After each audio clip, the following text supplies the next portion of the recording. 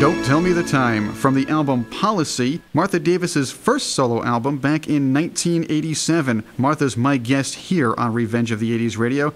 Martha, from the first couple albums into All For One, which was probably your biggest chart success in America, there was a pretty big difference in the music.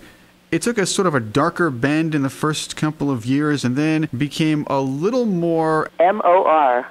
It became a little bit more mainstream. I would say mainstream, but I would say a little more appealing to the mainstream audience. Yeah, I think what was happening, the first two albums, actually the first album is one of my favorites. It really is, because to me that captured what I always, what I think of myself as being about, and that is a sort of a darker, weird, in fact, I use the term sort of film noir of music. I like writing these crazy little vignettes that are very provocative and hopefully atmospheric, so that when you're listening to the song, you kind of get transported a little more instead of just, sitting there tapping your toe. You kind of feel like you've drifted off somewhere.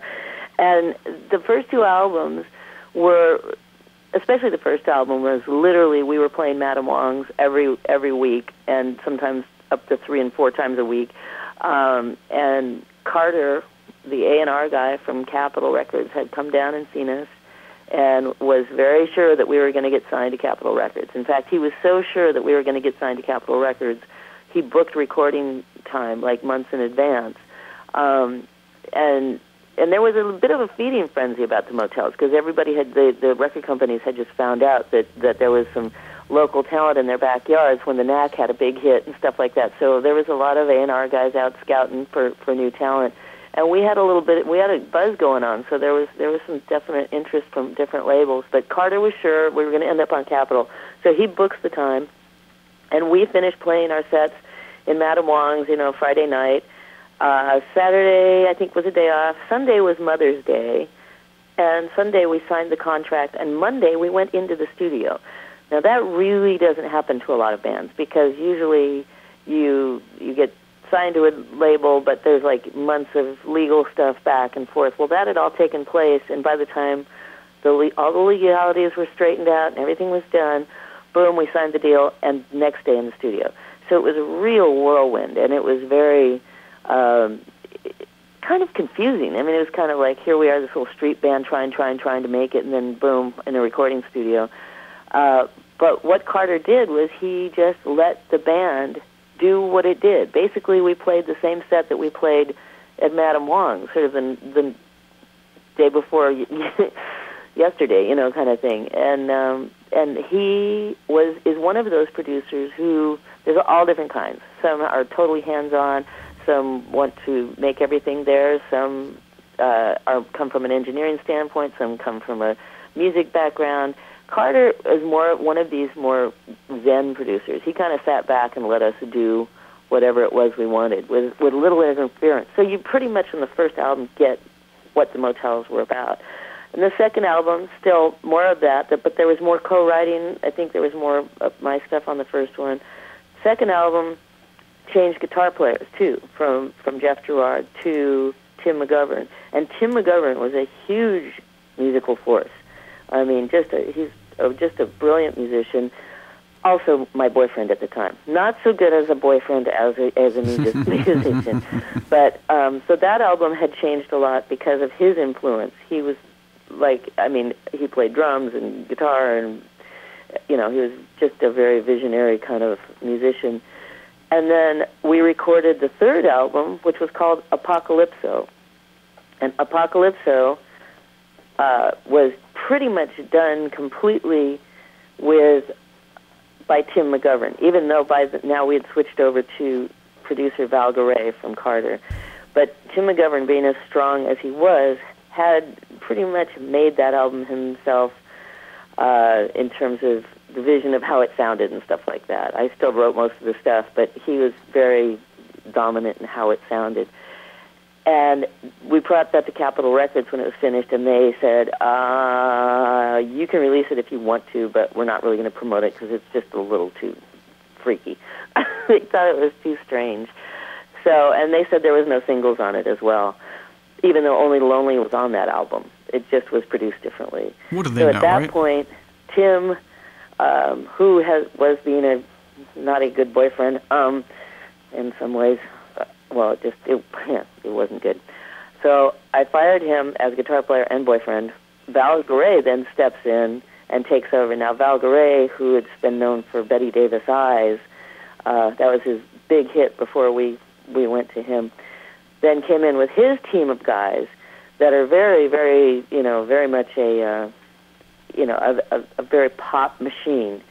And Stephen Goldstein being his main keyboard guy who did a lot of the arranging and stuff like that. And Steve and I even wrote some stuff together. He's awesome. But it became very much more pop, more shiny, more produced, more this is what the public wants, let's give it to them. And that was the remake of the Apocalypse, which turned into All for One, the title being about it's the fourth album, even though it's only the third. It's the fourth one that we did. So, and that was when the hits came, which was kind of sad for me because it really wasn't my favorite music. I wanted to do stuff that was a lot more, left of center. But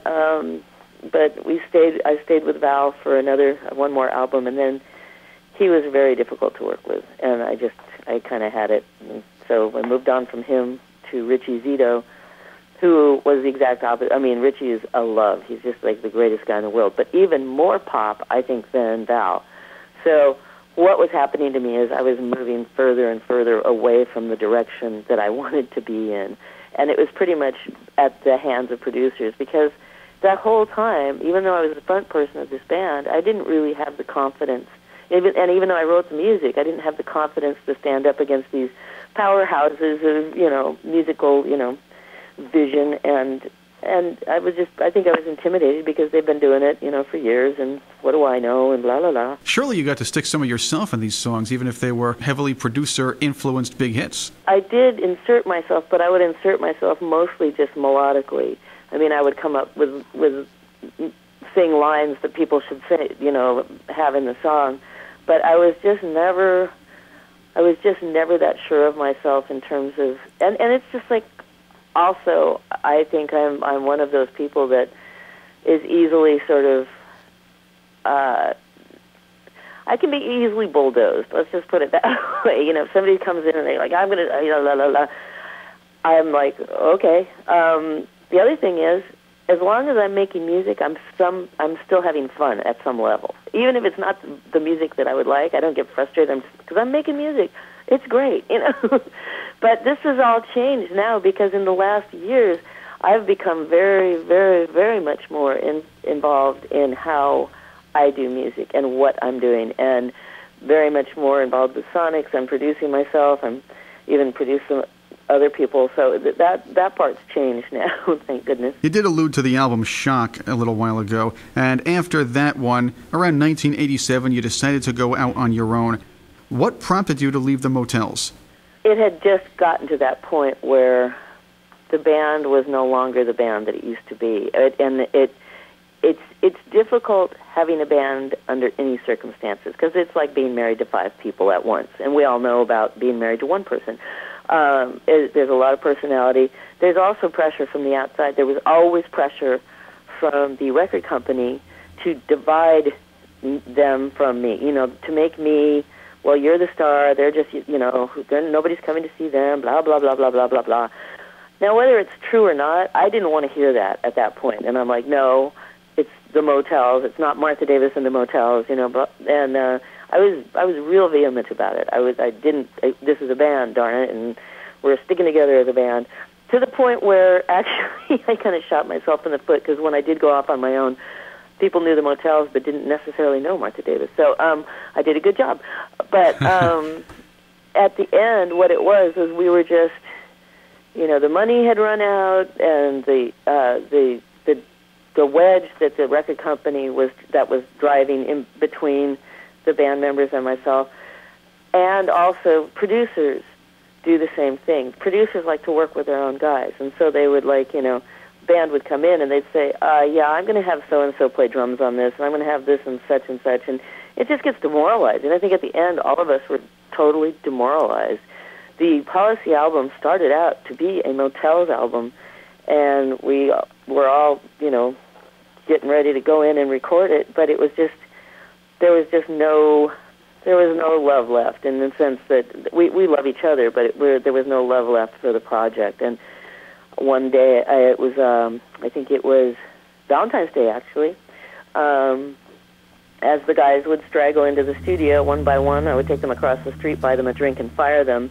And Michael Goodrow still refers to that as the St. Valentine's Day Massacre.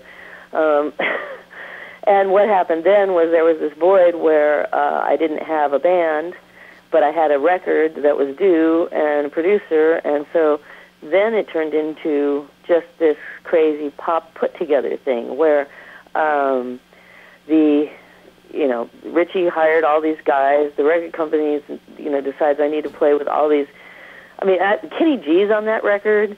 I was singing a Diane Warren song. It was kind of like everything that I was not, did not resonate with me. You had Clarence Clemens on there. Yeah, Clarence Clemens, the big man, was on there, But I mean, at this point, they so wanted pop hits out of me that it was like, oh, you need to write with so-and-so, you need to write with so-and-so, oh, here's this Diane Warren song, oh, blah, blah, blah, blah, blah.